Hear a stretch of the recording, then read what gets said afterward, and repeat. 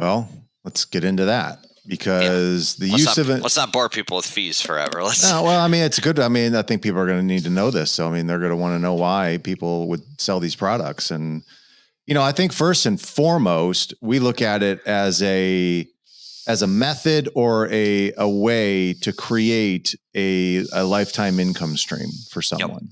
Okay. That's the first thing why we would use an annuity. That's the only reason I ever use annuities. Yeah. I mean, it is something. And look, I've run into people that if I would have let them have, or let's just back up and like define what an annuity contract is. Okay. So there's typically 3 parties in an annuity contract. You have the issuer of the annuity, which of course would be the insurance company. Yep. You have the annuitant, which is the person that's actually going to get paid out the money. And then you have the beneficiary, which would be the person, if something happens to the annuitant and there's money left over, that goes to a beneficiary. Yep. Okay. The annuity contract basically states a number of things, but I think the basic of it is that the annuity, and depend on the type of annuity. We're going to talk about like fixed and fixed index annuities, not variable annuities, because those are securities. The insurance company is going to guarantee your principal, and Yep. they're going to give you the option to convert that amount into a lifetime income stream. A guaranteed lifetime income stream. A guaranteed lifetime income stream that would last the rest of your life. Yep. Okay. And then they generally will have a lot of other benefits, like you can take lifetime income withdrawals or how they classify. Yep. But that's the basic of an annuity right there. That's all it is. Yep. Contract between you and an insurance company.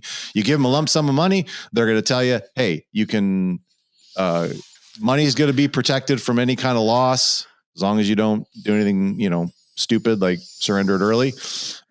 And you got to get a guaranteed lifetime income. That's it. Like, okay. Yep. And the years in between that deposit and the start of lifetime income, your money is able to grow based on the performance of an outside stock market index, such as the S&P 500. Yes. And then we'll get into, they typically don't perform as well and they don't have the same. And you know what? Oh, that's true to some degree. Yeah, annuities aren't meant, if you go back to how they gain return, you get part of the upside and none of the downside. Yeah. All right. There's no such thing in the financial world as all of the ups and none of the downs. That would be too good to be true, right? So you get part of the ups. Now, annuities aren't meant to compete with the stock market. They're not. If I have a 20-year time horizon and I put 100,000 into each, I can't say I guarantee, but I can all but guarantee you the stock market account will be worth a good amount more 20 years from now.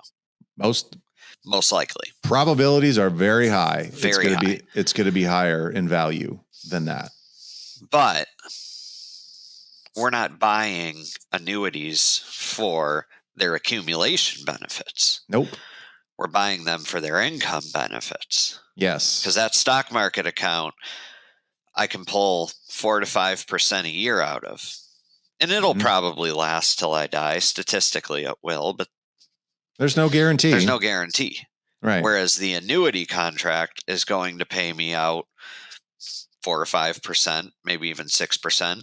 And it is guaranteed for as long as I live. So really all an annuity is taking money and making it a private pension. That's right. You are trying to do something to assure that you have a lifetime income so that you don't ever have to worry about running out of money. And you're basically using an insurance company to do what they do, which is insure things. Yep. It's not rocket science. That's what they do. And I don't see any reason why carving out a portion of someone's portfolio to put in some kind of a contract like this is not prudent.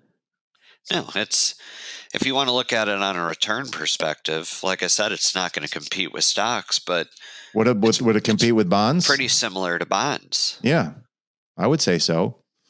Except you don't necessarily have the interest rate risk, although I guess you could say that you do have that. If interest rates go up and down, it affects the index performance and the caps and such. You don't have default risk is what you don't have. Correct.